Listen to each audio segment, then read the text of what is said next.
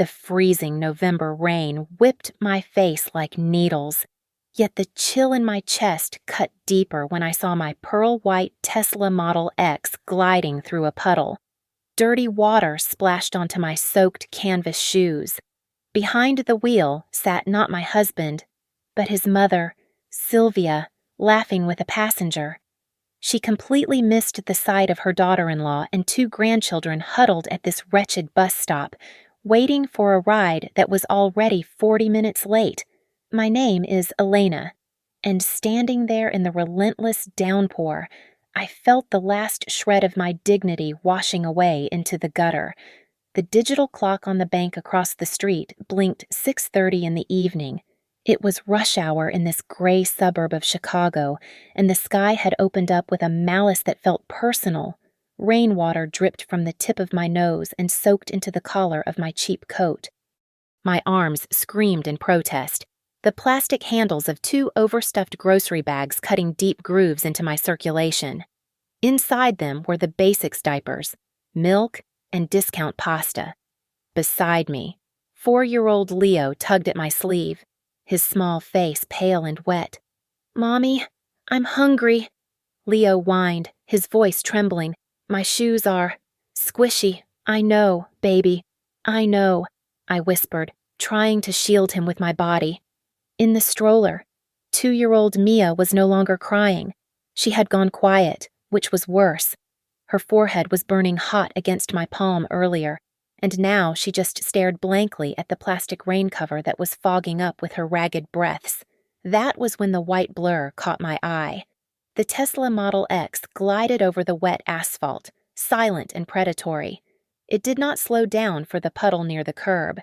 A sheet of dirty, oily water rose up and slapped against my legs, soaking my canvas shoes completely. I gasped, wiping the grit from my eyes, and looked up to curse the driver. The words died in my throat. I knew that license plate. Behind the wheel sat Sylvia, my mother-in-law. The interior light was on, casting a warm, golden glow on her face. She was throwing her head back in laughter, talking to a woman in the passenger seat. She looked dry. She looked expensive. She looked completely unbothered by the world outside her climate-controlled bubble. My stomach twisted violently. Just this morning, Gavin had cornered me in the kitchen while I was trying to feed the kids. "Give the fob to Mom," he had demanded, holding out his hand. "She is meeting the charity committee today. She cannot pull up in that ancient sedan. Elena, it makes us look like we are struggling. Do not be selfish." Selfish. I looked at the sleek, futuristic lines of the Tesla as it disappeared around the corner. My father, Marcus, had bought that car for me the day Mia was born. He had chosen it for its 5-star safety rating, its bioweapon defense mode air filtration system, and its reinforced frame. He wanted his grandchildren inside a tank. He wanted them safe. Instead, they were breathing in the exhaust fumes of 100 idling trucks while Sylvia used the car as a prop for her vanity. A heavy boot scraped against the pavement nearby. I flinched. A man had detached himself from the shadows of the bus shelter wall. He wore a stained hoodie, and the smell of cheap whiskey hit me before he even moved. He swayed, his eyes bloodshot and fixed on me. "Hey, pretty lady," he slurred, taking a step closer. "You look real lonely out here. Need some company." Panic spiked in my chest. I pulled the stroller back and grabbed Leo's hand so tight he yelped. "Stay back," I warned, though my voice lacked any real authority. I fumbled for my phone with wet, shaking hands. I speed-dialed Gavin. The phone rang once, twice, 3 times. Then, the call was declined. A second later, a notification popped up, a text message. "Do not bother me right now. I am strategizing with Mom. We are busy." He was with her. He knew she had the car. He knew I was out here. The drunk man took another step, reaching out a grime-covered hand toward the grocery bags. "Just want a look." Just then, the roar of a diesel engine saved me. The number 42 bus screeched to a halt. its air brakes hissing loudly. Relief flooded through me, so intense it almost made me dizzy. I rushed forward, dragging the heavy stroller and Leo toward the opening doors. The bus was packed shoulder to shoulder with wet, miserable commuters. The driver, a large man with tired eyes, looked down at me from his high seat. He looked at the dripping stroller. He looked at the bags. No room. He barked. "Please," I begged, the desperation cracking my voice.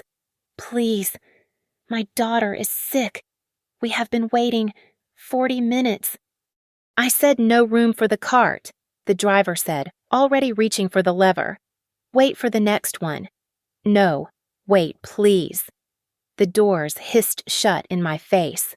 The bus groaned and pulled away, throwing a fresh wave of mist into the air. I stood there, staring at the red taillights fading into the gloom. The drunk man had lost interest and wandered off, but the danger lingered in the cold air.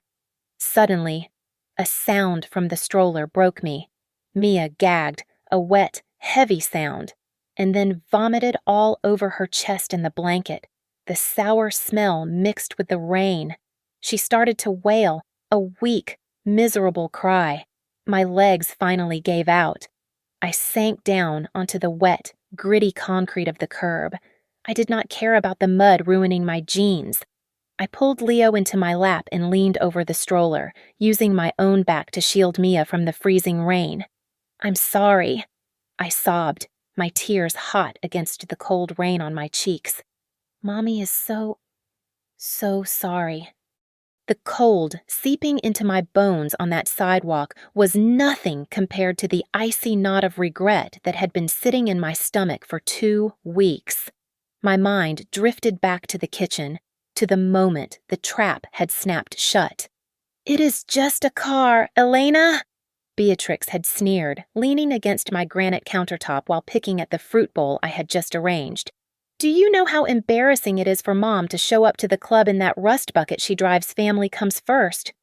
But I guess you would not understand that." I remembered looking at Gavin, expecting him to defend me, to explain that the Tesla was set up specifically for the safety of his children. Instead, he had avoided my eyes, focusing intently on his phone.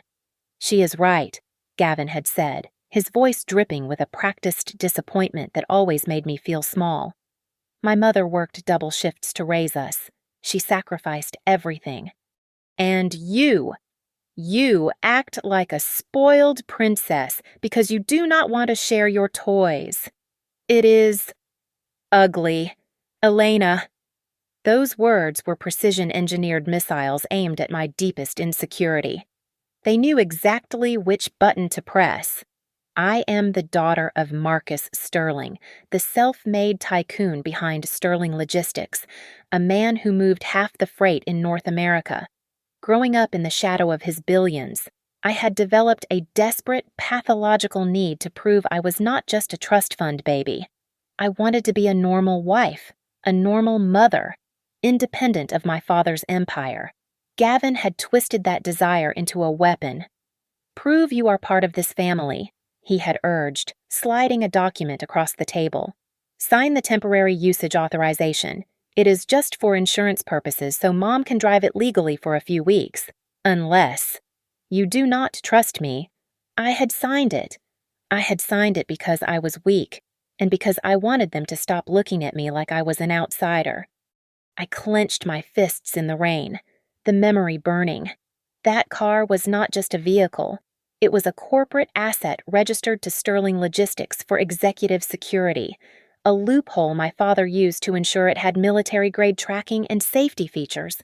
Gavin knew that. He knew everything. Over the last year, the man I married had dissolved. The attentive, charming architect had been replaced by a man who spoke in buzzwords about leverage and capital, yet never seemed to have money for the mortgage. He claimed he was investing in his future, but all I saw were new watches for him and designer bags for Beatrix, while I clipped coupons for groceries to prove my fiscal responsibility. The irony was suffocating. Sylvia loved to turn up her nose at my father, calling him new money and crass. claiming her family had lineage. Yet, she had no problem driving the car his money bought, or eating the food his money paid for, all while treating his daughter like a servant. A sudden, blinding light cut through the gloom, snapping me back to the miserable reality of the bus stop. The vehicle approaching was not a bus. It was a phantom, massive and imposing, moving with a silent grace that commanded the road. It was a black Rolls-Royce Cullinan, even through the rain. I recognized the custom tint and the diplomatic flags on the fender that my father sometimes used for show. My heart hammered against my ribs. I had not called him. I had been too proud, too ashamed to let him know how low I had sunk. The massive SUV swerved, ignoring all traffic laws, and mounted the curb just 10 feet away from us. The tires crunched over the debris, splashing mud onto the pristine paintwork. But the driver did not care. Before the car even came to a complete stop, the rear suicide door flew open. Marcus Sterling stepped out. He was not wearing his usual armor of a three-piece Italian suit. He was in his shirt sleeves, his tie undone, looking like he had sprinted out of a board meeting. He did not look like the terrifying businessman who made competitors weep. He looked like a father who had just seen his world collapsing. He stood there for a second in the pouring rain, the water instantly soaking his white shirt, his eyes wide with a mixture of horror and a rage so profound it looked like madness. He looked at the vomit on Mia's jacket. He looked at Leo shivering against my leg. He looked at me, sitting in the mud. Elena. He breathed, the name coming out as a strangled gasp. My God, Elena! My father moved with a ferocity that defied his age. He did not care that his bespoke Italian shoes were sinking into the mud or that the freezing rain was soaking through a suit that cost more than my husband made in 3 months. He scooped Leo up into his arms as if my 4-year-old son weighed nothing, shielding the boy's head with his hand. "Get in," he commanded, his voice cracking with a raw urgency I had never heard before. "Elena, get in the car." Now. He practically shoved me into the back seat of the Rolls-Royce, the heat from the interior hitting my frozen skin like a physical blow. He deposited a shivering Leo next to me and then gently took the stroller from my numb fingers, collapsing it with one angry motion before handing it to his driver to stow away. When Marcus climbed in beside us and the heavy door sealed us off from the storm, the silence was instant and suffocating. I slumped against the soft leather, my teeth chattering so hard I thought they might crack. The ambient lighting in the cabin illuminated the pathetic reality of my situation. My father sat across from me, water dripping from his silver hair, but he was not looking at me. He was staring at my hands. I looked down. My fingers were swollen and purple from the cold, but it was the deep, angry red indentations from the heavy grocery bags that drew his eye. They looked like ligature marks. "Dad, I started, but my voice failed. Marcus lifted his gaze to my face. His eyes were dark, scanning the bruises under my eyes, the cheap, soaked clothes, and the way I was instinctively curling around Mia to keep her warm. He did not yell. He did not scold me for not calling him. "How long?" Marcus asked, his voice terrifyingly quiet. "Has he had your car?" The instinct to protect Gavin, to cover up the cracks in my marriage, rose up like bile. It was a habit ingrained in me over 5 years of gaslighting.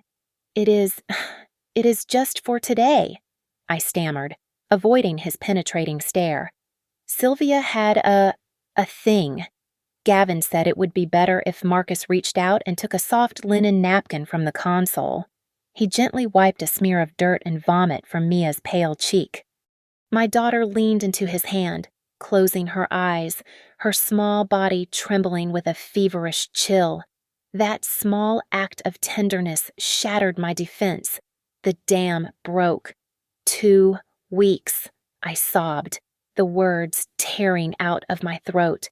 She has had it for 2 weeks, because she wanted to show off to her bridge club. And I I let her. Marcus's jaw tightened until I saw the muscle feathering beneath the skin. He did not say another word to me. He pressed the intercom button, home. He ordered the driver, do not stop for red lights. Then he pulled out his phone, Dr. Vance. Get to the estate, now. My grandchildren have been exposed to the elements, and Mia is running a fever. Be there when I pull up. The ride to the Sterling estate was a blur of city lights streaking past the tinted windows. When we arrived, the household staff was already waiting under the portico with warm blankets. I watched as the nannies whisked Leo and Mia away to the nursery, where hot baths and warm soup waited. 30 minutes later, I sat in my father's study. I was wrapped in a cashmere robe, holding a mug of tea that I could barely keep steady. The room smelled of old paper, mahogany, and the faint scent of my father's cigars, a scent that had always meant safety to me. Marcus stood by the fireplace, staring into the flames. He had changed into a dry shirt but had not bothered with a jacket. "Tell me everything," he said, his back to me. "And do not leave out a single detail." So I did. I told him about the joint account Gavin insisted on, which I could deposit into but never withdraw from. I told him about the constant comments from Beatrix and Sylvia, how they called me useless because I did not work, even though Gavin forbade me from getting a job. I told him about the car, how Gavin had twisted my arm, calling me a bad mother for not supporting the family image. He told me, I choked out, gripping the mug. He told me that if I came crying to you, he would tell the courts I was mentally unstable. He said he would take the kids. Dad, he said I was just a rich girl playing house. The silence that followed stretched for an eternity. The only sound was the crackling of the fire. Finally, Marcus turned around. His face was devoid of the rage I had seen at the bus stop.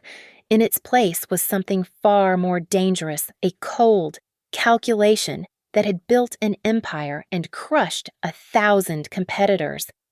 "I stayed out of your marriage because I respected you, Elena," he said, walking slowly toward his desk. "I wanted you to find your own strength. I let you stumble because I thought you were learning to walk." He placed his hands on the heavy oak desk and leaned forward, his eyes locking onto mine with an intensity that made me sit up straighter. "But tonight," Marcus said, his voice dropping to a whisper that echoed in the large room. "Tonight, they touched my grandchildren. They left my daughter in the mud like a dog. They have crossed a red line, and they have no idea what is coming for them." The morning sun streamed through the floor-to-ceiling windows of the dining room, casting long, sharp shadows across the mahogany table. It was a cruel contrast to the storm that had nearly broken me the night before. I sat there, clutching a cup of black coffee, watching my father flip through a thick manila folder. He had not slept. His security team, a ghost unit of former intelligence officers, had been busy while I dreamed of drowning. Marcus slid the heavy dossier across the polished wood. It stopped inches from my hand. "Read it," he said, his voice flat and devoid of warmth. "You need to see exactly who you married." I opened the folder. The first page was a termination notice from Nexus Dynamics. He is at a strategy meeting right now," I whispered, looking up in confusion. "He has a presentation. Gavin was fired 6 months ago." "Elena," Marcus said, taking a sip of his tea. "He was escorted out of the building for petty embezzlement. He has been stealing office supplies and padding expense accounts for 2 years. He leaves the house every morning and goes to a coffee shop to play video games on his phone." My stomach dropped. 6 months. For 6 months. I had been pinching pennies, skipping meals, and listening to him lecture me on household economics while he was unemployed. I turned the page. It was a surveillance photo of Sylvia. She was not at a charity gala. She was walking into a dilapidated building in the warehouse district, a place known for underground poker games. "Your mother-in-law," Marcus continued, his tone clinical, "does not have friends in high places. She has creditors in low ones." She owes $75,000 to a loan shark operation run out of the back of that casino. That is why she needed the Tesla. To impress them, I asked, my voice trembling. Collateral. Marcus corrected me. She is using the car as proof of assets to keep them from breaking her legs. But that is not the worst part. He pointed to a financial breakdown on the next page. It was Beatrix, my sister-in-law, the aspiring lifestyle influencer. Beatrix is drowning in credit card debt. $80,000 spent on designer clothes and trips she cannot afford, all to maintain an image on social media. She is the one pushing Gavin. She told him that if they do not liquidate a major asset this week, she goes bankrupt and drags the family name down with her. My hands shook as I turned to the final document. It was a bill of sale, a transfer of title for a white Tesla Model X. The buyer was listed as a shell company I did not recognize. The date was set for tomorrow. And there, at the bottom, was my signature. I stared at the ink. It looped and curved exactly like mine. If I did not know better, I would have sworn I wrote it. I never signed this, I stammered, looking at my father with wide eyes. Dad, I know, Marcus said softly. It is a forgery. A good one, but a forgery. They are not borrowing the car. Elena. They are selling it to a black market chop shop tomorrow morning for cash. They are stripping it for parts to pay off their debts. The air left my lungs. It was not just a toxic family dynamic. It was not just a mother-in-law who hated me or a husband who was stressed. It was a criminal conspiracy. They looked at me and saw a piggy bank to be smashed open. Every insult, every guilt trip, every comment about family duty was just a calculated maneuver to get my guard down so they could rob me blind. I felt sick. I felt violated. But beneath the nausea, something else was kindling. A cold, hard anger that matched the look in my father's eyes. What do we do? I asked. Do we call the police? Marcus closed the folder. A thin, terrifying smile touched his lips. Police are for amateurs. Police take statements and file reports. I want to teach them a lesson about position. He stood up and walked to the window, looking out over his vast estate. Tonight is Sylvia's 60th birthday party, he said. She has rented out the grand ballroom at Le Jardin. She plans to show off the car to her guests as a symbol of her son's success, and then quietly hand the keys over to her creditor, who will be attending as a guest. I remembered the invitation. I was supposed to be there, serving cake and keeping the kids quiet in the corner. We are going to that party, Marcus said, turning back to me. But you are not going as the cowed housewife. You are going as a Sterling. We are going to let them play their little game, and right when they think they have won, we are going to burn their entire world to the ground. He looked at the map. Are you ready to take back what is yours? I looked at the forged signature one last time. I thought of Mia vomiting in the rain. I thought of Gavin ignoring my call. Yes, I said, and my voice did not shake. I am ready. My phone vibrated against the mahogany table like a trapped insect.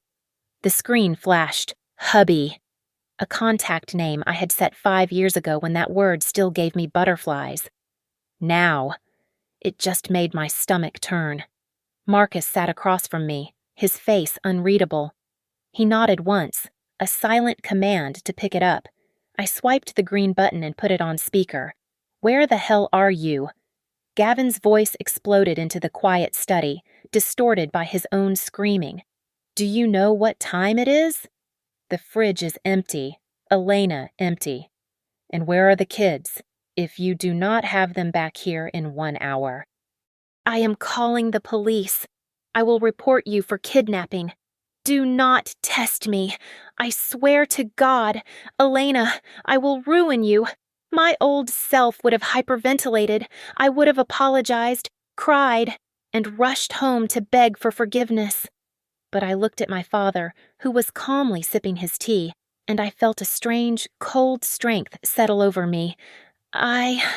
I am sorry, Gavin, I said, pitching my voice to sound weak and trembling, just as Marcus had instructed. I felt terrible last night. Stomach flu. I did not want to infect you, so I took the kids to Sarah's house.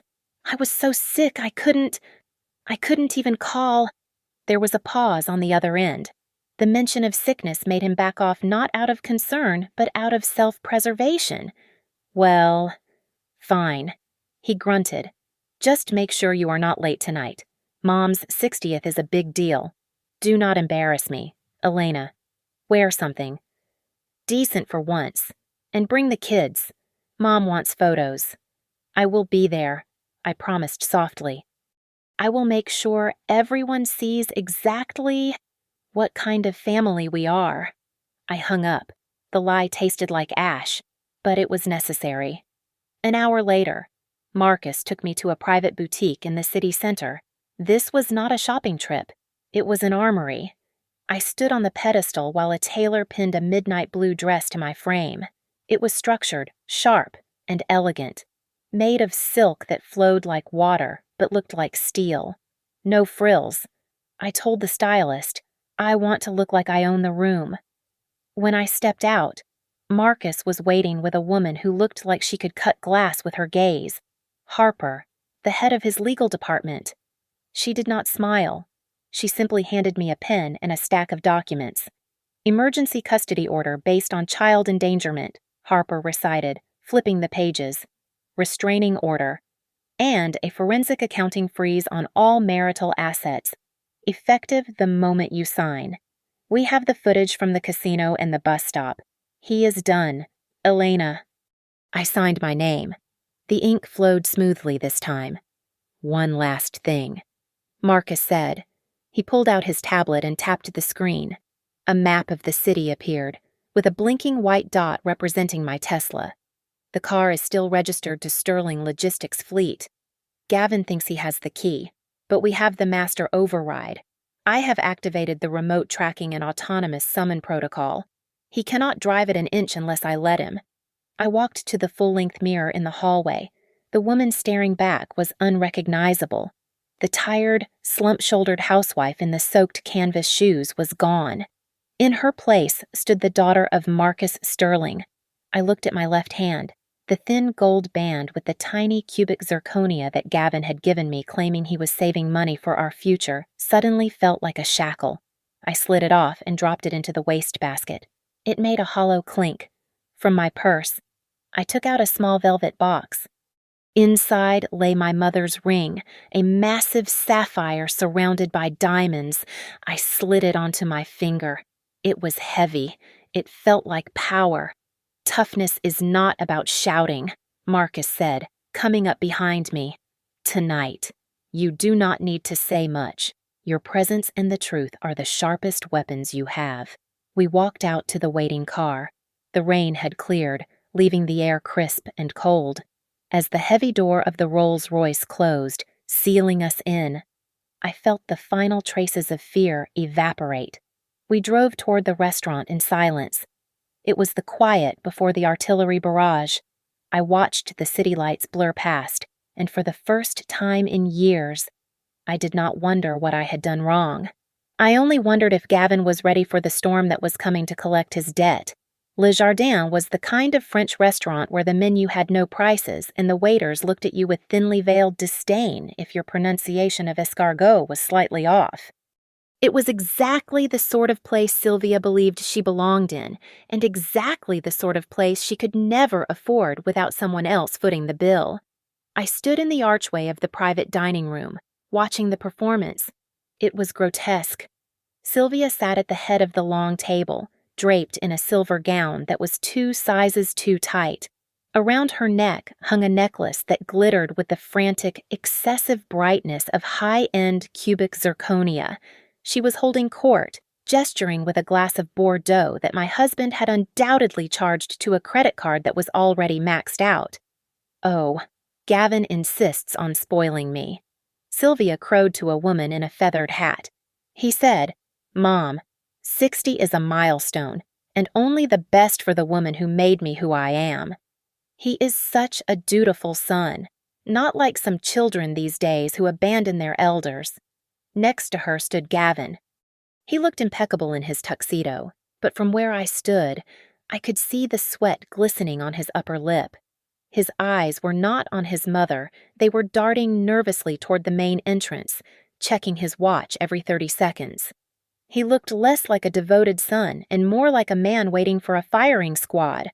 Further down the table, Beatrix was holding her phone up, pouting at the camera. "Hey guys, check out this spread," she chirped, panning the camera over the towers of seafood. "Living our best life, #blessed, #sterling legacy." My phone buzzed in my clutch. It was another fraud alert. Beatrix was paying for this blessed life with the supplemental card I had given her for emergencies. Apparently, caviar was an emergency. I took a deep breath, smoothed the silk of my midnight blue dress, and stepped into the room. The effect was instantaneous. The hum of conversation died out, replaced by the clink of silverware hitting china. I walked with my head high, the heels of my shoes clicking a sharp, rhythmic warning on the parquet floor. I was no longer the disheveled woman in a raincoat. I was Elena Sterling, and I took up space. Gavin's jaw actually dropped. He stared at me as if he were seeing a ghost. Sylvia recovered first. She pasted a wide, brittle smile onto her face and rushed over, her arms open wide, ensuring every guest could witness her benevolence.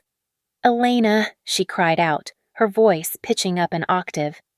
"Oh, thank heavens you are here. We were sick with worry. Where have you been? You vanished for a whole day, scaring poor Gavin half to death. And now you stroll in late to my party. Is everything okay upstairs?" She tapped her temples significantly, implying to the room that my mental state was fragile. I did not hug her back. I stood rigid, letting her bounce off my composure like a bird hitting a window. "I am perfectly fine, Sylvia," I said, my voice cool and carrying to the back of the room. "Then where were you?" she pressed, her eyes narrowing slightly. "Gavin said you were ill." I smiled, a slow, predatory expression that I had learned from my father. "I was busy," I said clearly. "I went to find the things that were stolen from me. Mother." The room went deadly silent. Sylvia's smile faltered. Before she could respond, Gavin was there, gripping my elbow with painful force. He steered me away from the guests, his fingernails digging into my skin. "What are you doing?" he hissed, his face inches from mine. "You look expensive. Where did you get that dress, and what is with the attitude you are embarrassing me?" "Am I?" I asked, pulling my arm free. I thought I was just being a supportive wife. "Cut the crap," Gavin whispered, looking over his shoulder. He pulled a folded piece of paper from his inner pocket. "I need you to sign this. Now. It is just insurance paperwork for the car. The company needs a wet signature tonight or the coverage lapses." I glanced at the paper. It was the bill of sale. He really thought I was that stupid, or perhaps he was just that desperate. "Now, Gavin," I asked, arching a brow. "In the middle of a party, yes. Now," he snapped, his voice cracking. "Do not be difficult. Elena, just sign the damn paper." Suddenly, a shadow fell over us. A man had approached the corner where we stood. He did not look like a dinner guest. He wore an ill-fitting gray suit that strained across his broad shoulders, and his nose looked like it had been broken more than once. "Gavin," the man rumbled. His voice sounded like gravel in a blender. Gavin jumped, turning pale. Mr. Varga." "You are early. I do not like waiting," Varga said, ignoring Gavin and looking straight at me. He looked at the keys dangling from Gavin's hand, the keys to my Tesla, and I do not like complications. "My partners are outside with the trailer. Is the car ready?" Gavin shoved the pen into my hand, his eyes wide with terror.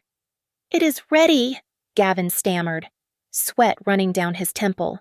"Elena, sign it. Sign it right. Right now." Gavin's fingers dug into my arm, his desperation turning into physical pain. He was sweating profusely now, the salty beads rolling down his forehead and stinging his eyes. Varga, the loan shark, stood just behind him like a looming shadow, waiting for his payment. "The spare key," Gavin hissed, his voice trembling so hard it was barely audible. "I know you keep it in your purse. Give it to me, or I swear I will make you regret it." I looked at him, really looked at him, and saw nothing but a pathetic stranger. I slowly pulled my arm from his grasp. I did not reach for my purse. Instead, I turned my body toward the massive floor-to-ceiling windows that looked out onto the VIP parking courtyard. "You want the car?" Gavin, I asked, my voice terrifyingly calm. "It is right there." I pointed. Gavin whipped his head around. Varga followed his gaze. The entire room seemed to turn in unison. There, bathed in the soft glow of the garden lights, sat the white Tesla Model X. It was parked dead center, occupying 3 spaces. But it was not just parked. The signature Falcon Wing rear doors were fully extended upward, looking like a mechanical angel ready for flight. It was a spectacle of engineering and wealth. The silence in the room broke as Sylvia gasped. She clapped her hands to her chest, her eyes widening with greed. She assumed, in her infinite narcissism, that this was all part of the show. "Oh, my God!" Sylvia shrieked, grabbing a microphone from the nearby DJ stand. Look, everyone. My son, my wonderful son, bought me this for my 60th. That is my gift." A Tesla. A wave of applause erupted from the guests. They cheered for the devoted son and the lucky mother. Gavin stood frozen, his mouth opening and closing like a fish on dry land. He knew he had not parked the car there. He knew he did not have the keys to open those doors. Sylvia raised her glass high, basking in the adoration.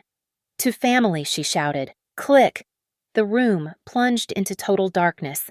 The music cut out instantly. The applause died in confused murmurs.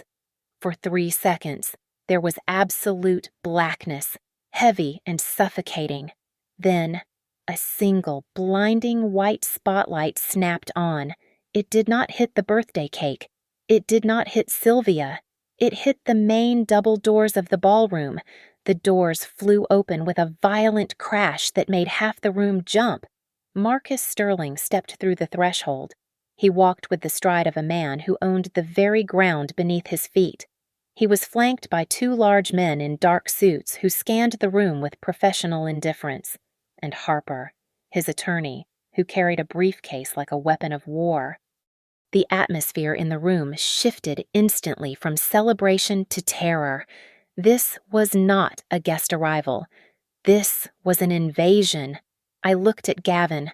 All the blood had drained from his face, leaving him a sickly gray color. I looked at Sylvia. Her hand shook violently. The crystal wine glass slipped from her fingers.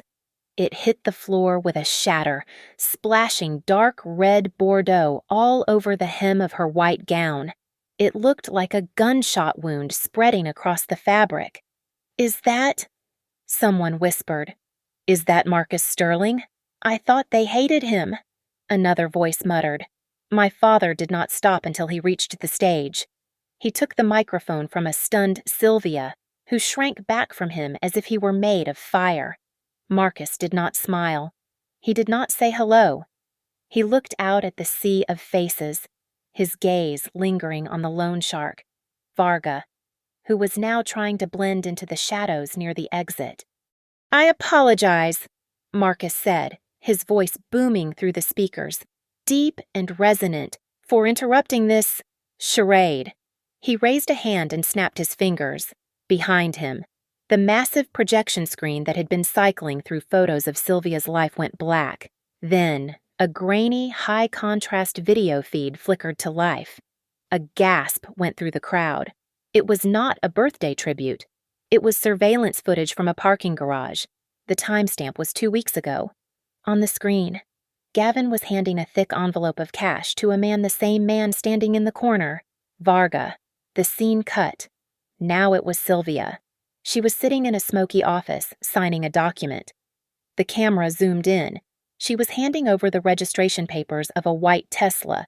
"What is this?" Sylvia cried out, her voice shrill with panic. "Turn it off. Someone turn it off." "No," Marcus said, his voice cutting through her, screeching like a blade. "Leave it on. Let everyone see how you paid for this party." The elegant murmur of the dinner party instantly dissolved into a chaotic buzzing of scandalized gossip. The guests, previously so eager to toast Sylvia's success, now recoiled from the head table as if it were radioactive. Varga, the loan shark, was the first to react to the shifting tide. He buttoned his ill-fitting jacket and made a beeline for the service exit, keeping his head down. He did not make it 3 steps.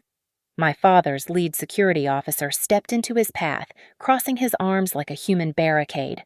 Varga stopped, cursed under his breath, and looked around for another way out, but there was none.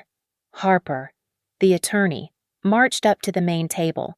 She did not look at the wine stains or the shocked faces. She slammed a thick stack of documents onto the white tablecloth, right next to Sylvia's ruined cake. The sound echoed like a gavel strike. "Gavin Miller," Harper announced, her voice projecting clearly to the back of the room. "You are hereby served. These are court orders for an immediate asset freeze and a petition for the dissolution of marriage based on fault." She opened the folder and began to read the charges, her tone surgical. "We are filing criminal complaints for grand larceny, forgery of legal documents, and child endangerment regarding the abandonment of minors in hazardous weather conditions." Gavin shook his head, his face slick with sweat. This is a misunderstanding.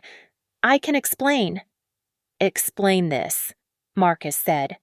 He tapped his tablet again. The speakers overhead crackled, and then Gavin's voice filled the room. It was a phone recording, crystal clear. "She is clueless. Mom, I will get her to sign the power of attorney. She is so desperate for my approval she will do anything. Once we sell the car, we pay off Varga and I will tell her it was stolen. Her dad has so much money he will just buy her another one. It is victimless crime." The recording cut off. The silence that followed was heavy and absolute. I watched Gavin shrink.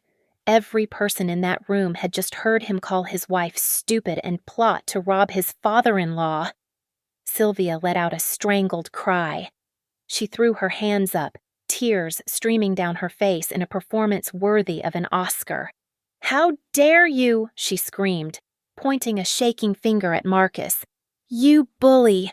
You come into a widow's birthday party and attack us. My son is a good man. You are just using your money to crush us because we are not high class enough for you." She looked around the room, seeking allies. "Tell him. Someone tell him this is harassment." No one moved. No one spoke. I stepped forward. The heels of my shoes dug into the plush carpet as I closed the distance between myself and the woman who had tormented me for 5 years. "Stop it! Sylvia," I said, my voice ringing with a power I had forgotten I possessed. "You are not a victim. You are an accomplice." I pointed to the window where the Tesla sat with its doors open. "That car is registered to Sterling Logistics. It is corporate property. And you just stood on a stage and declared to 50 witnesses that it was your gift. You publicly accepted stolen property. That makes you a felon, not a martyr." Out of the corner of my eye, I saw movement. Beatrix had pulled out her phone again. She was holding it up, tapping furiously to start a live stream. "Guys," You are not going to believe this abuse, she whispered into the screen. The rich elite are literally attacking us right now. I did not hesitate. I reached out and snatched the phone from her hand. Beatrix gasped, her mouth forming a perfect O. I turned and dropped the device into the silver ice bucket, chilling the champagne. It sank with a satisfying splash among the melting cubes. Go find a real job, Beatrix, I said coldly. The sound of the phone hitting the water seemed to break Gavin completely. His knees buckled, and he collapsed onto the floor in front of me. He grabbed the hem of my midnight blue dress, his hands shaking. Elena, baby, please, he sobbed, looking up at me with red, terrified eyes. I did not want to do it. It was Mom. She made me. She owes these bad men money. I was just trying to protect the family. Please, do not let them take me. It was pathetic. The man I had tried so hard to please, the man whose approval I had craved, was nothing but a coward hiding behind his mother's skirt. Before I could answer, the double doors burst open again. This time, it was not my father's security. It was a squad of uniformed officers, followed by 2 detectives in plain clothes. Marcus had timed this perfectly. Police, one of the detectives shouted. Nobody move. They did not go for Gavin. They went straight for the corner. 3 officers swarmed Varga, throwing him against the wall and snapping handcuffs onto his wrists. Nicholas Varga, the detective read out. You are under arrest for racketeering, predatory loan sharking, and trafficking in stolen vehicles. The detective turned to look at the head table, his eyes landing on the sobbing Gavin and the frozen Sylvia. And we will be needing statements from his associates, the detective added grimly. Take them all in. The chaos in the ballroom was absolute, a symphony of justice that I had waited years to hear. The uniformed officers were not gentle with Gavin. They spun him around, pressing his face against the white tablecloth that was now stained with wine and humiliation. I watched the metal cuffs click shut around his wrists, the sound final and satisfying. You are making a mistake, Gavin shouted, twisting his head to look at the detective. I am just a middleman. I did not know the money was dirty. I was just selling a car. You are laundering funds for a known criminal enterprise through fraudulent vehicle transfers, the detective replied, tightening his grip on Gavin's arm. You can explain the nuances of your ignorance to the district attorney. To my right, a sudden thud drew the room's attention. Sylvia had collapsed. She slid from her chair in a heap of silver fabric and fake jewelry, one hand clutching her chest in a theatrical display of distress. My heart, she moaned, her eyes fluttering. I think I am dying. In the past, a dozen women would have rushed to her side with smelling salts and water. Tonight, her friends simply took a step back. They looked at her with a mixture of curiosity and disgust, clutching their designer purses tight. Not a single person moved to help the woman who had just been exposed as a fraud. She lay there on the parquet floor, alone in a room full of people. My father stepped forward, commanding the attention of the stunned guests. He looked at the faces of the people who had sneered at me earlier, the people who had laughed at Sylvia's jokes about my new money background. Enjoy your dinner, Marcus said, his voice dripping with disdain. I am picking up the tab for the entire evening. Consider it a severance fee for my daughter's departure from this rotting family. He nodded to Harper. The lawyer stepped up to the table where Gavin was being held and placed a document in front of me. It was the divorce petition. I have full custody. Gavin, I said, picking up the pen, you have no job, no assets, and a criminal record pending. No judge in this state will let you near Leo and Mia. I signed my name with a flourish. The ink was dark and permanent. Elena Gavin screamed, his face twisting into a mask of pure ugliness. You traitor. You are nothing without me. You are just a spoiled brat with a rich daddy. You will come crawling back. You will beg me to take you back. I looked at him, searching for the man I thought I loved. I searched for the charm, the warmth, the promise of a future. There was nothing there, just a small, greedy man caught in his own trap. I do not hate you, Gavin, I said softly, looking him in the eye. I pity you. The police hauled him toward the exit, as they dragged him past Sylvia, who had miraculously recovered enough to sit up and watch. Marcus delivered the final blow. Oh, and one more thing. My father said, addressing both Gavin and his mother, I took the liberty of purchasing the mortgage note on your house from the bank this morning. It was in default, of course. Sylvia's mouth fell open. You bought our house. My house. Marcus corrected her cold. And since I have zero tolerance for tenants who destroy property, I am evicting you. You have exactly 24 hours to vacate the premises. Whatever is left inside after that time will be thrown into the street. Beatrix, who had been cowering near the ice bucket, suddenly lunged toward me. Her mascara was running down her face in black streaks. Elena, wait, she wailed, grabbing at my hand. You cannot do this. Where am I supposed to go? I have nowhere to go. We are family. Please, tell him to stop. I will do anything. She looked at me with the same desperate, grasping eyes as her brother. For years, I had let them drain me dry because I thought that was what family did.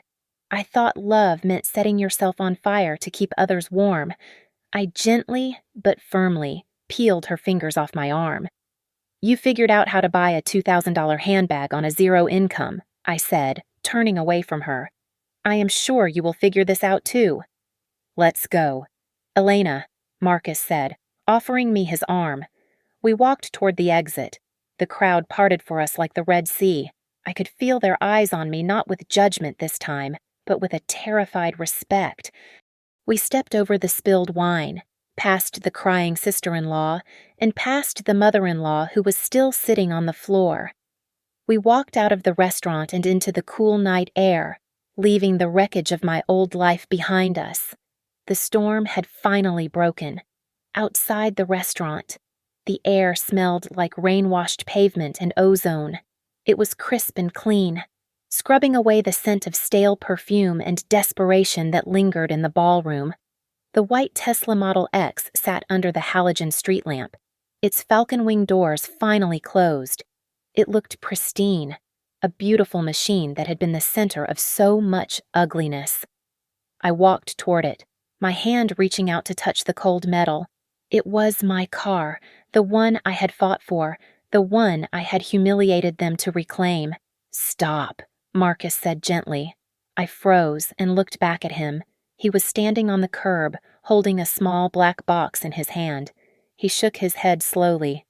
Do not get in that car. Elena, he said. It has been tainted. It smells like their greed. You do not build a new life in a vehicle that they sat in, plotting against you. But it is my car, I said, confused. Not anymore. Marcus replied. I signed the transfer deed 1 hour ago. That vehicle is being picked up by a veterans charity in the morning. It will do some good for someone who deserves it. He raised his hand and signaled to the darkness at the edge of the parking lot. A deep rumble vibrated through the soles of my shoes. A massive flatbed transporter rolled out of the shadows. On the back, secured by heavy straps, sat a beast. It was a Tesla Model X Plaid, but it was not white. It was a deep, metallic red, the color of blood and victory. It shimmered under the lights, aggressive and beautiful. Red, Marcus said, placing the new keycard into my palm. The color of freedom. And this time, the title does not say Sterling Logistics. It says Elena Sterling. No loopholes, no leverage, just yours. I looked down at the key. The weight of it felt different. It felt permanent. Tears pricked at the corners of my eyes, hot and fast. It was not about the luxury. It was not about the price tag. It was the fact that for the first time in 5 years, someone was taking care of me instead of demanding I take care of them. Dad, I choked out, my vision blurring. I do not know what to say. You do not have to say anything, he said, pulling me into a hug that smelled of cigar smoke and safety. Just drive. That night, back at the estate, the silence was a blessing. I walked into the nursery on tiptoes. Leo was sprawled out on his back, one arm hanging off the bed, while Mia was curled into a tight ball, clutching her favorite stuffed bear. They looked so peaceful. They had no idea that their world had almost collapsed, or that their mother had gone to war for them. I brushed a stray lock of hair from Leo's forehead. "We are safe now," I whispered to the dark room. "No more bus stops in the rain. No more being afraid. I promise." The next morning broke with a brilliance that hurt my eyes. The sun poured over the driveway, turning the dew on the grass into diamonds. The red Tesla sat waiting, looking like a panther ready to pounce. I strapped the kids into the back. They were squealing with delight, touching the new leather, marveling at the screen in the back seat. "Is this a race car?" Mommy Leo asked, his eyes wide. "It is a freedom machine, baby." I laughed. I slid into the driver's seat. It molded to my back perfectly. I adjusted the mirrors. In the reflection, I saw my children smiling. I saw my own eyes, clear and bright, devoid of the shadows that had haunted them for 5 years. I gripped the yoke steering wheel. It felt solid. I did not look back at the empty house where I used to live. I did not look back at the man who was currently sitting in a holding cell. I shifted the car into drive. With a silent surge of power, the car shot forward, leaving the estate, leaving the pain, leaving the old Elena behind in the dust. I was driving toward a horizon that finally belonged to me. Thank you so much for listening to my story. Please drop a comment below and let me know where you are tuning in from. I would love to hear your thoughts on how I handled my toxic in-laws. Don't forget to subscribe to the Lily Revenge Stories channel, like this video, and hit that hype button so more people can hear this story of justice.